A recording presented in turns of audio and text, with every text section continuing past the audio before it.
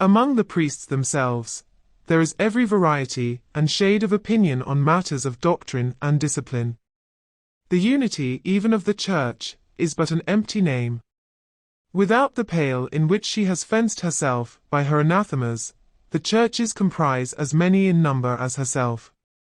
Within her pale, her unity extends only to symbols of faith and external rites of worship, and even in these, she allows diversity, for instance, in many of the united bodies, while in the heart of her clergy there is as much divergence and separateness as elsewhere.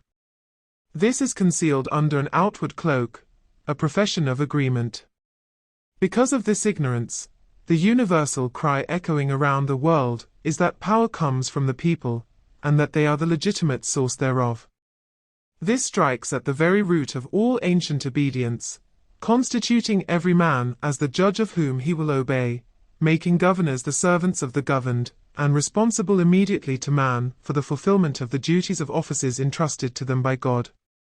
And thus it results that monarchy is assailed as tyranny, all rule or constraint over the passions of man is resented as a thing contrary to man's natural rights, every attempt to control the press, even when employed in the corruption of morals or the propagation of open sedition, is reprobated.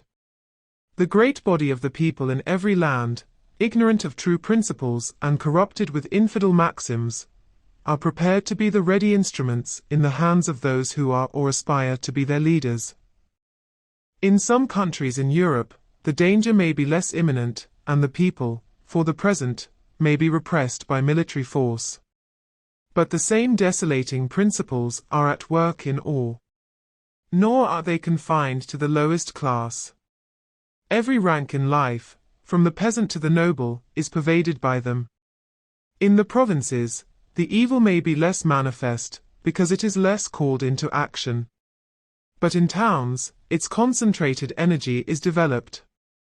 Here are the strongholds of Satan, here, all wicked passions and tendencies take root and grow, here, are fostered the maxims of atheism and licentiousness unrestrained, hatred of authority, envy of wealth and of rank and of goodness. Here, crimes of every description are contrived and practiced, here are conceived the schemes of sedition, rebellion, and infidelity, of destruction and robbery. From town to town, the people are banded together for the work of ruin.